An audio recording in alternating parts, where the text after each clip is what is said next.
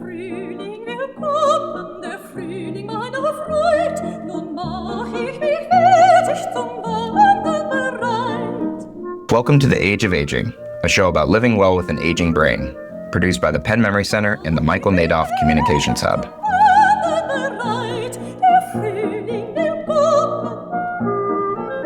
I'm Terrence Casey. I'm here today with executive producer Jason Karlawish. And Jason, you asked that we play that song to start the episode, but I wasn't familiar with it. Could you tell me what we're listening to? Yes, that was Lucy Shelton. She's performing Franz Schubert's Shepherd on the Rock. I really enjoyed it. Thanks. Why did you suggest that we listen to that today? Yes, well, it is not the new theme song for The Age of Aging, though perhaps I wish it was. Lucy Shelton is a very special person, and I had the opportunity to have a conversation with her. Great. And we don't talk to a lot of singers on The Age of Aging. What was appealing about her specifically? She just made her mid-opera debut at the age of 82. That's amazing. Yeah, performing the role of the teacher in Kaija Saariaho's opera Innocence. Great. And tell me more about it. How's that been received? Well, it's a hit. Yeah, no. In the Wall Street Journal, Heidi Welson's review gave it a glowing review. She described Innocence as one of the most important new operas of the century, and she specifically noted Shelton's artistry. She cited Shelton's talent to use her singing voice to convey the inner mental state of the teacher. Innocence is a difficult opera. It is an opera about a school shooting. Oh. Yeah. But the voice that Shelton uses is itself notable, and you'll learn more about that in my conversation with her when she explains this mode of singing called Sprechstimme. So Lucy Shelton is an accomplished, award-winning, and lifelong artist. And so what made you want to interview her? Well, this is The Age of Aging. And I learned about Lucy over dinner in a conversation with my friends and opera mentors, Alan and Judy. And they've known her for years, going back to school age when Judy and Lucy attended the Putney School together. And what impressed me straight away when Alan and Judy were telling me about Lucy is, well, frankly, her resilience. Mm-hmm. Singing, particularly professional singing, is like a sport. Over time, aging does start to take over, and retirement kind of necessarily ensues, especially for a woman. And so when I heard that there's an 82-year-old singer who is about ready to make a mid-opera debut and still quite active in her field, I decided then and there that I have to talk with her. I really want to learn her story. Yeah, and like an athlete performing late in their prime, I want to know how she manages to continue success. Exactly. We talked about that, and it's a fascinating conversation that we had. Well, I'm really looking forward to that whole conversation. But first, let's take a break for a word from our sponsor. Caring for an aging loved one isn't easy, but you don't have to do it alone. At Rothkopf Law Group, we guide families throughout New Jersey and Pennsylvania along every stage of your aging journey. Our team of elder care attorneys, care coordinators, public benefit specialists, and elder care advocates ensure your loved one's well-being and your peace of mind. Rothkopf Law Group, your partner in elder care advocacy and senior care planning every step of the way. Visit rothkopflaw.com for more information. That's rothkopflaw.com. What if medicine could go beyond treating disease and actually rewrite it? Join the Franklin Institute on Tuesday, April 28th for a live conversation lab exploring how gene therapies are transforming medicine and improving lives. Featuring 2026 Franklin Institute Awards honoree and gene editing pioneer Dr. David Liu, this interactive discussion takes you inside how these treatments evolve from bench to bedside. Use code CONVOLAB26 for 50% off tickets at fi.edu. Well, greetings, Lucy. It is so good to see you and read once again. Tell me, where are you at right now? I am in my wee little apartment in New York City, 86th and West End. I've been in this apartment since 1969. Well, we'll talk about time. It certainly features in the story. You're in your place in New York City, which right now is also where you're working. You're just wrapped up a premiere. Last night, was that the case? Last night was the premiere. We have 6 more performances, but the Metropolitan Opera premiere of a magnificent opera by Finnish composer Kaija Saariaho. She passed away, unfortunately. The opera is called Innocence, and it's about a school shooting, and I play the role of the teacher. Yes. It's an international school, and there are 9 languages that are used in the opera. I'm the only one who sings just in English. And this is your Met premiere. This is my debut. Congratulations. That's kind of a huge event in a career. And we're going to talk about that career because it has been a long and illustrious career as a singer. Yes. And I say singer because I remember you corrected me very closely that you are a singer, not an opera singer. Is that right? Yes. I mean, opera singers are also singers, but I definitely cannot be called an opera singer, even after my debut last night. At the Met Opera. Yeah. Because standards are dropping at the Met Opera. I joke. Oh, that's what's happening. Yeah. Right. So let me set that aside. So you've been busy. What else are you working on? Well, I actually, in May, I have a premiere of a piece with a string quartet written by Stephen Mackey, which will be for the Naumburg Foundation, their 100th year gala celebration. The Naumburg Foundation supports musicians, has been doing that for 100 years. I won it as a singer I had a trio with flute and harp and soprano called the Jubal Trio, and we won it in 77, I think. And then in 1980, I won as a vocalist. Brilliant. And before Innocence, what were you working on? Before you were doing Innocence, what were you working on? What was your last project? It was probably... No, it's amazing that I'm as busy as I am.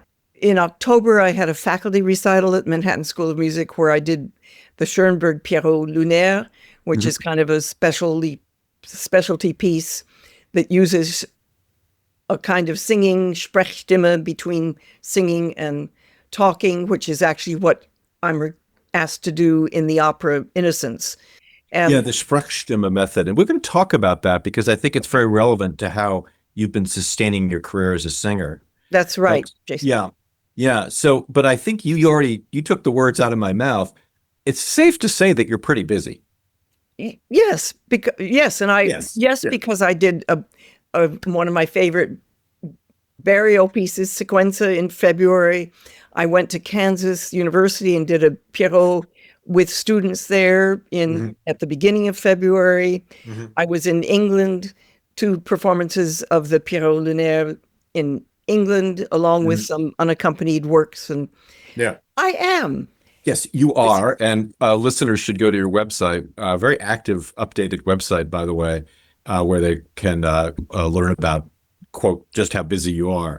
I have to say, it's only recently been updated. It was dormant from 2020 until last fall. There was nothing. Websites are like diaries. You pick them up and put them down. Yeah. But maybe it's time we put a fact on the table. We chatted about this, but how old are you? I am 82. A Kronos 82, as we say, because I think what I think you and I have been chatting about, and I think what I'd like to talk about for our listeners is your career as a singer, because I think when we think about singers as one among a variety of artistic media, dance, painting, drawing, writing, singing, singers are like dancers in a cadre of artists who face a decision, which is, I think I need to retire. And typically it's midlife because it's a very physical art medium. Now you're talking to someone, and the listeners know this, that I recently took up dance, but I'm pathetic and will never be a professional dancer. You are a professional singer, and you're way beyond the age of retirement and haven't done that. And I think we'll talk about why. But before we do, let's go to the beginning and how you got started as a singer. Well, it was kind of it was a very practical choice. I mean, that sounds like a weird way to go about it. Yeah, exactly. There are many parents that would blanch if they heard that. Banking, law, medicine, practical. Singing, No, I grew up in a very musical family. My parents had actually met at a amateur music thing in Massachusetts. And I'm one of 5 kids, and we were all given, or we had no choice, but I mean, I wanted to follow after my 3. I'm the 4th out of 5. We all took piano lessons with an absolutely extraordinary teacher who lived half a block away, and I would go for my lessons before breakfast. This is growing up in California, This right? is in Claremont, California, yes. And we all also took an instrument. Mine was flute. And so grew up, went to a wonderful music camp in Massachusetts, Greenwood Music Camp. And my older siblings had all been there before me. And I'll tell you, it was like, this is what I want. This is how I want to communicate with people. Hold my flute up, look in the eye at the oboist or the clarinetist or the violinist. And now we play, there was something about the musical communication that was so natural to me. And so compared to using words, Said the singer. This is going to get interesting. Okay, you got a point there. I do. I do like words, but as a teenager, that was a very beautiful way to be among my peers. And I went to a high school. I went to Putney School, which had a phenomenal music. It was a small school, like 120 kids, and there was an orchestra with 60. Half the school was involved. No, I'm exaggerating, but.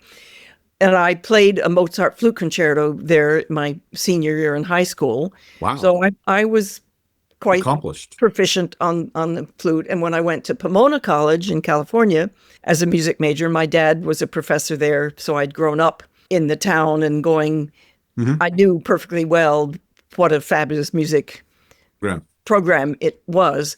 And we did Gilbert and Sullivan, and I sang the lead each year I was there, and I played flute in the orchestra. I played piccolo in the band. Okay, so we see singing start up, though, because you're singing absolutely. Gilbert and Sullivan. Well, and I had sung, and we did family singing. We loved singing rounds, and we were always singing. But what got you to pivot to drop the flute? I did recitals in both flute and voice at Pomona, and I honestly can say my life is going to be in music. I know that. Even if it meant being the secretary in a music department, I wanted to be surrounded by music and musicians. But I thought, okay, flute. I've kind of done the major solo stuff. I didn't want to be in an orchestra. And I thought, voice, languages. I love languages. I'll never run out of repertoire. So that's correct. Why not go that route? And so I ended up going to New England Conservatory, and I wasn't involved in the opera department in graduate school either. Just was never. I don't know. You sit around a lot doing opera. It's just a whole different rhythm. And because your career so you finished your training at the New England Conservancy. You're at that point a soprano? I'm definitely a soprano. Yeah. So you're a soprano, and you got your career going in New York, right? I did. I took 3 years at the conservatory, and I ended up coming to New York and immediately jumping into doing freelance choral work. And I tell you that it was a complete thrill to be paid to do something that I loved doing. Right. So the kind of pieces you would do would be choral work. What else were you singing? Well, church jobs, any choral, choral work. And then I joined the faculty at the 3rd Street Music School Settlement and was teaching little kids, did my own little choir stuff there. But we started a chamber group with faculty there called the 3rd Street Chamber Players. And so I started doing performing in New York. And in those days, the New York Times listed every single concert that was going on with personnel and repertoire. So my name got out there just doing these concerts. And then this is my theory anyway. You'd see, okay, Lucy Shelton, soprano. And then another group, a new music group said, oh, she's doing that. Maybe we ask her to do something with us. It's very grassroots. You do a good job. You hear people hear about it, get another job. You get another job. Your colleagues recommend you. The composers that you do, because I was from the get-go. At this point, roughly how old are you? We're going to go back to that Chronos issue. I was 23, 4. Okay, so you're 20. But I'm a very slow. I mean, I was 35 when I won the vocal award in Naumburg in 1980. Okay. I was at the limit of their age group. After 35, you couldn't win that award? That's right. You couldn't apply. Yeah, let's kind of push the age issue here, as we say, which is at what age do people start to sort of, oh, she's that old, and wonder? You mean and as a negative? As a soprano, yeah, particularly as a soprano. Well, I'll tell you, there's just a huge difference between being an opera singer and just being me, a singer of such a variety of repertoire and repertoire that challenges a voice. The opera, you're trying to do that concentrated sound that will carry in the biggest spaces. By the way, for across La Scala. I must say that for my Met debut, I am mic'd because I'm not using my voice in the traditional operatic sense. Mm-hmm. The opera singers, their voices don't last as long as, well, that's sort of a weird thing to say, but I don't think many are singing after age of 60. Yeah. Women especially. Men can go longer because somehow a man's voice mature, that sort of gruffness. Yeah, they all become baritones in the end. Yeah, and it's a permissible, it's a quality that works in the character, whereas a female voice, which tends to get a wobble, isn't appreciated. But in the world of being a singer, what I'm hearing you say is a bit more of a sustainability to a female singer's career, potentially? Than a man? No. I don't think so. Oh, really? Okay. Wait a minute. Maybe I'm confused what you're asking. For a non-opera singer. Oh, non-opera singer. Yeah. Well, for instance, there's a Broadway singer. I'm about to go hear her. What is her name? Marian May. I should look up the name. She's 96 and she's still singing. Really? I'm going to go hear her in a week or so. Okay. But I mean, she uses a microphone. Right. And folk singers, it's possible there certainly are women who are singing still and men who are singing, but not in the operatic field, which is this. Exactly. So how have you, as you've entered your 8th decade, how has your singing skills changed, your singing abilities changed, and how have you therefore changed things to fit them? I mean, I don't have the range I used to have. So changing it is partly knowing what repertoire to do, but I can't do the sparkly. I mean, I used to easily sing up to high C's. I did a piece that went up to high F, so on and so forth. But so it's a matter of being smart about the repertoire you do. And I have started taking lessons again. I did maybe 3-4 years ago. I started and I'm not a very technically oriented singer. I kind of feel that the music taught me how to sing rather than what the music required me to do made me develop ways of singing it. There's this method that you're using in Innocence called Sprechstimme. Let's explain that. Okay, well, basically it's storytelling, and we all use our voices when we're telling a story to the little kids in our families. Oh no! And it's pitched, but not sustained with vibrato. It's no. It's a stroking. I mean, and there's nothing that hurts you doing it. Although operatic singers would not think it was a good idea because it's just so different from what they've been told over all of their... It's from the German, Sprechstimme. The actual word just means speech, Sprechstimme, voice, speech voice. Yeah, speech voice. And so that's something that sometimes it's Sprechgesang, speech sing. And that's also another modification opportunity for someone as they age as a singer to be able to still continue to participate in singing, the Sprechstimme. Yeah, but I don't think any opera singer would say, okay, now I'm going to start doing Sprechstimme. Well, this is your strength because you never claimed to be an opera singer. Thank you. Exactly. Thank you. Yeah, thank you. It's all in the nomenclature. Exactly. What are some other ways that you have noticed that that you've changed your approach to being a musician in terms of, say, who you collaborate with, the pieces you take on, et cetera? I don't feel like that much has changed. I mean, I'm not as busy as I used to be. I mean, I used to send out, no, I used to send out postcards and, I'd have like 5 things every month that I was doing. And I sang with orchestras, I sang with chamber groups. One of my very first gigs was actually doing early music with the New York Pro Musica. Went to Corfu in Greece to do a ancient opera. That was kind of fun. And I also toured with the wonderful group Waverly Consort, and that was early music. Yeah, yeah. I want to focus on one piece that you did not that long ago, which was Lucidity. That was not that long ago at all. Yeah. A piece by Laura Kaminsky that was written for me.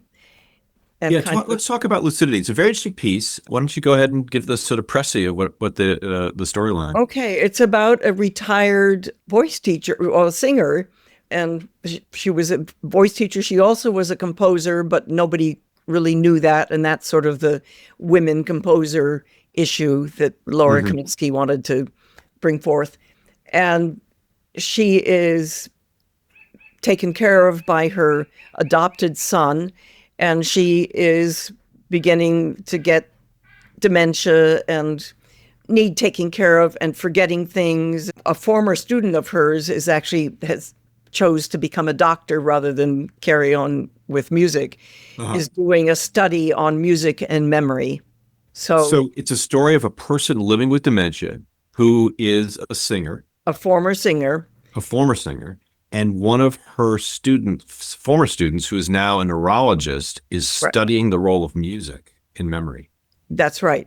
And a piece of music by Schubert, Shepherd on the Rock, and they actually used my recording of it in the opera. It's from the 1980s, the early recording. Yes, is what brings this character, Lily, brings her out of her stupor, and she actually could remember how it goes, and it brightens her. Music is, we all know music is something that stays with you. So this is a very interesting both art meets life piece, because it's a piece written for you about a piece that you performed in the 80s that were then singing in your later years while playing the role of a person living with dementia. What was that like? It was wonderful. It was wonderful. And I did request of the composer and, that I be able to hold my music. I'm not so good at memory anymore. So I was always looking at scores which fit with the character, and I could see my part. So I wasn't having to put it all in my memory. So that was a little cheat. Interesting. Which probably other people who do the show, and it has been done by other people, don't need to do that. They just do it from memory. If I may, Lucy, this is a very interesting convergence of where art really meets life, which is you're playing a person with dementia. And because of the challenges of memorizing a score at your age, and I'm right there with you on this, you used a prop, a support for your memory, namely the written score, which was okay because you were playing a person living with dementia. That's right. It wrapped around. It was perfect. And I put the various scenes in different scores, so I was not always looking at the same score. I had a lot of variety. So that's fascinating. It's a strong piece, and When you and I talked earlier in our conversation, you remarked to me, music enlivens us, brings us to clarity. Can you talk about that a bit? I mean, in my life, when I don't have a music project, I'm quite a dull person. So for me, literally, music is sort of my life, blood, energy. Having a project, figuring out a complicated score, that just gets my juices going, and I'm fascinated. I had a great time with this Sarajevo opera that I just sang last night, making my pitch charts, and this is something we probably don't need to get into, but my study of the actual pitches in every role and sort of discovering how clever the composer, getting into the thinking of the composer, the choices that she made.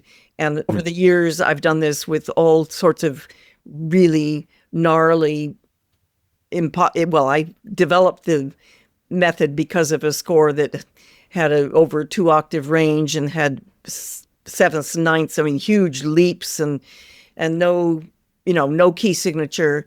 So to make sense of it, I developed a kind of neat system. And I'll probably be doing that till the day I'm disappearing.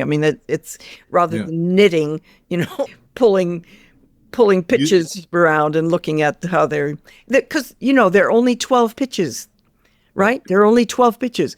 But think of all the music that's been composed over how many centuries. An infinite variety. Variety. And singers, I do not have perfect pitch, but I do all this complicated contemporary stuff. And it's always new, even though we just have 12 pitches. It's mind-boggling. If ever I've talked to someone who reaffirms the view in our beginning is our end, it's you. In your beginning was music, and frankly, with you telling me that it's your lifeblood, in your end is the end of music, perhaps. Yeah. Lucy, I've really enjoyed this conversation. Congratulations on your Met debut at the age of 82. I trust it's all been going well. Let's make a goal, actually. It would be great to get Lucidity here in Philadelphia. Let's set that as a goal. That would be wonderful. Hey, that's a wonderful idea. Yep. Brilliant. All right. Don't break a leg, because I want you to succeed on I already broke a leg when I was in high school, so I've done that. Yeah. Well, thank you so much. This has been a pleasure. You're so welcome.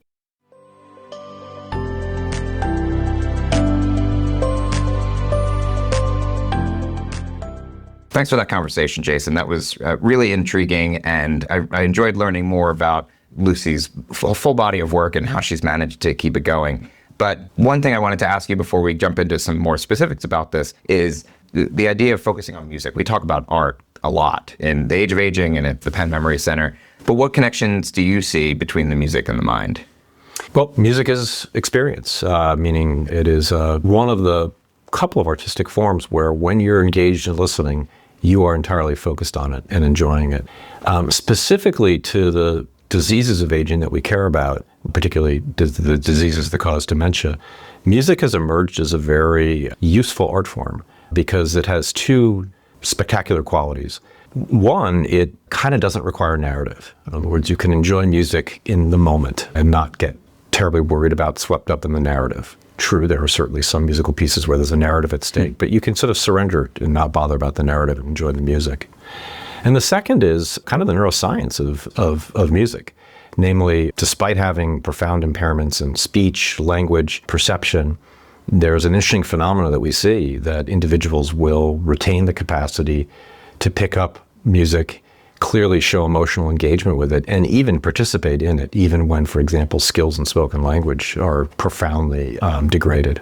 Yeah, and one of the things that Jake and I have talked about in previous episodes is how working here has inspired us to make different changes to our exercise and diet habits. And we had once spoken about, Jake has taken up guitar lessons since starting to work here, and I've revisited playing the piano once again. But I want to jump to opera a little bit, because in the time that we've worked together, you've become an opera fan. I have. Not that you were when I started here. No, and much like your piano, Jake's guitar, etc., I think we're doing it not simply because we think it might be good for our brain, but because we enjoy it. Having said that, I think it's also good for the brain. And yes, you're right, I have become an opera fan, someone who utterly used to just completely dismiss opera.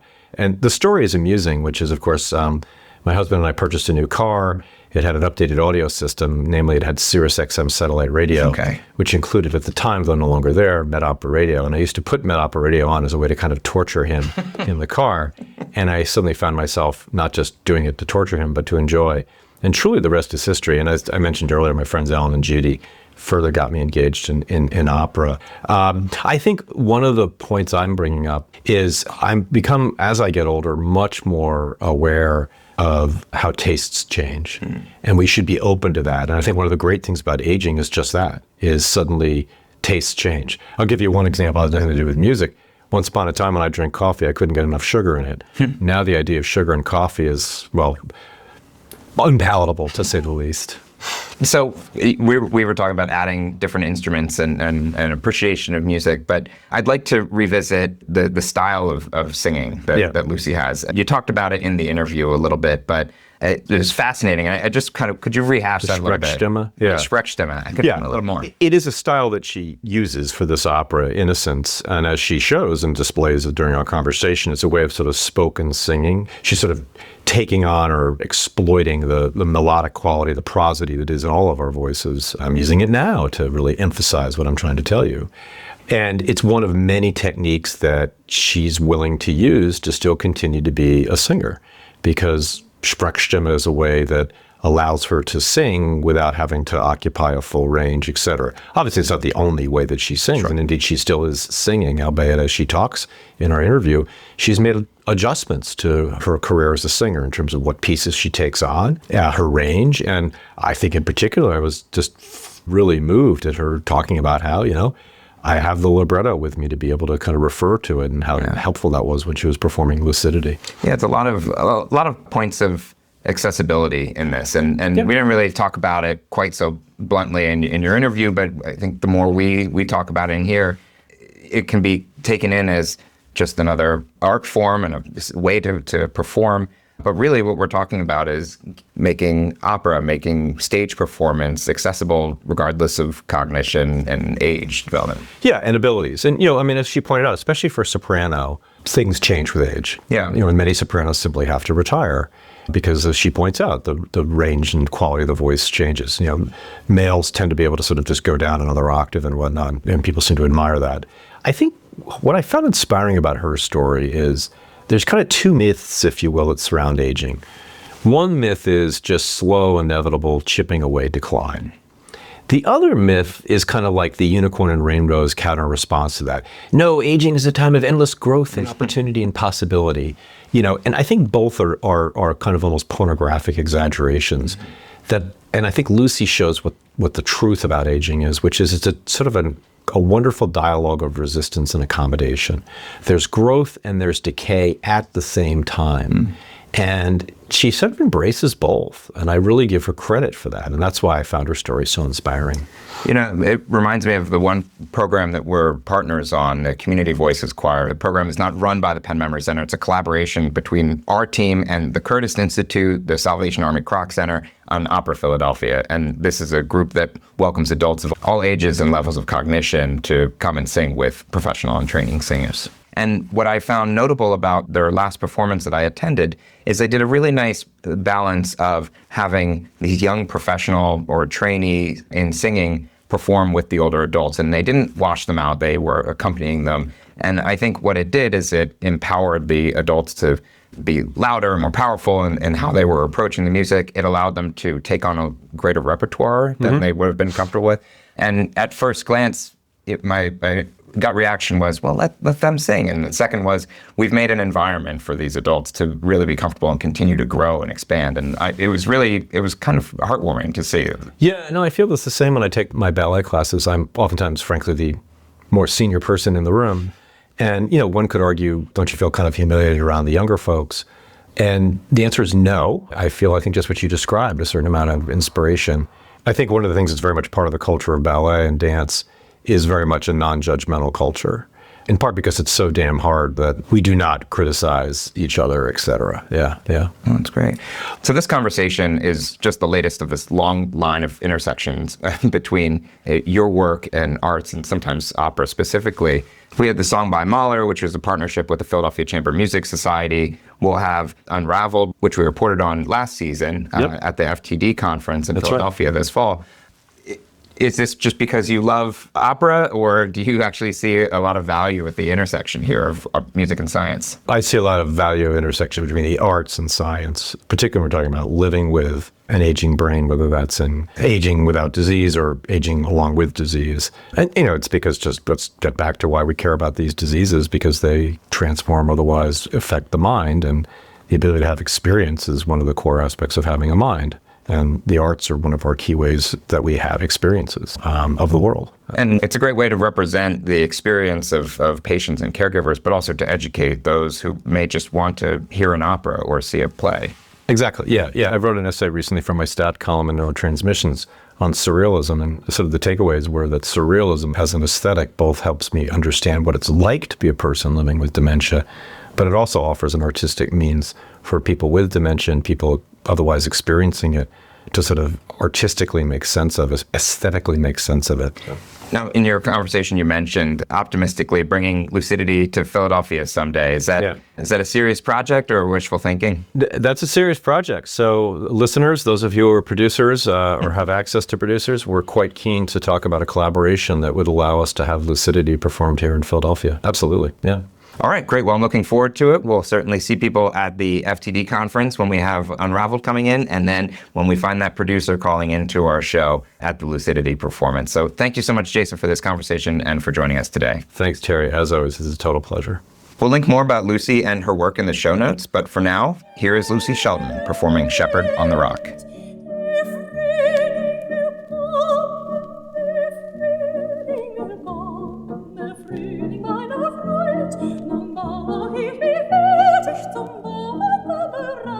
Thanks for listening to this episode of The Age of Aging. This show is made possible by generous support from the Michael Nadoff Communications Hub Fund and our sponsors, Rothkopf Law Group and the Franklin Institute. The Age of Aging is a Penn Memory Center production hosted by myself and Jake Johnson. Contributors include Dalia El Said, Jason Karlawish, Emily Largent, and Allison Lynn. Thanks to my co-host this episode, Jason Karlawish, and our guest, Lucy Shelton. If you enjoyed this episode, please consider subscribing to the podcast, leaving us a review, or giving us a like. These types of things really help others find the show. And if you know someone who might be interested in these conversations, share this episode with them. We also love hearing from our listeners. If you'd like to reach out, our contact information is in the show notes.